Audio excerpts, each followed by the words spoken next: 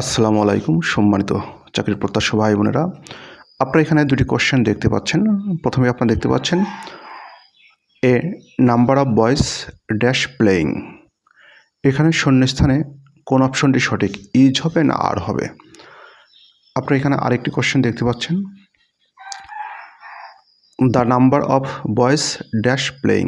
এখানে কি শূন্যস্থানে ইজ হবে না আর হবে।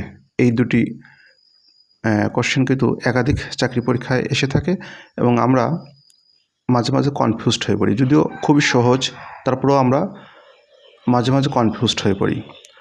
আমরা জানি এ নাম্বার অফ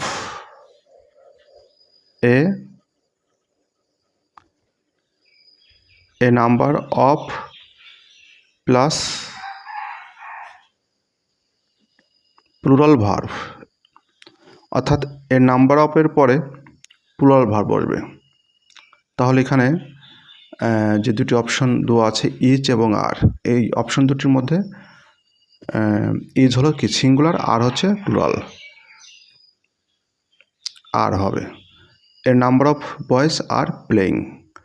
আশা করি নেক্সট আর ভুল হবে না। আপনারা মনে রাখবেন যে a number of plus plural verb. আমরা নেক্সট যে কোশ্চেনটা আপনি এখানে দেখতে পাচ্ছেন the number of boys dash playing. এখানে সাবজেক্ট হচ্ছে the number.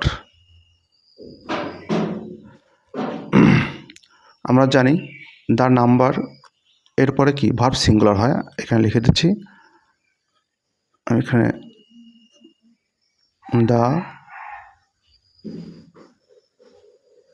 The number plus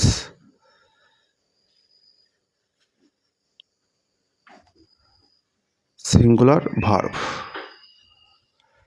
আশা করি খুব সহজে বুঝতে পারছেন, the number plus singular verb. তাহলে এখানে যে দুটি অপশন আছে আপনারা সবাই জানেন, আর হচ্ছে কি প্লুরাল ফর্ম, ভার্বের প্লুরাল ফর্ম, এটি হবে না। তাহলে is, the number of boys is playing. তাহলে এখানে সঠিক অপশন হবে is, the number of boys is playing. তাহলে আমরা কিন্তু এর নাম্বার অফ এবং দ্য নাম্বার অফ এই দুটি যে নিয়ম আমরা কিন্তু খুব সহজে মনে রাখতে পারবো যে এ নাম্বার অফ এরপরে প্লুরাল ভার্ব বসবে এবং দ্য নাম্বার অফ এরপরে সিঙ্গুলার ভার্ব বসাবো।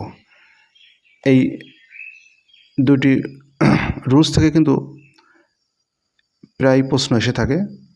আমরা অনেক সময় কনফিউজড হয়ে পড়ি যে এখানে ইজ হবে না আর হবে। আশা করি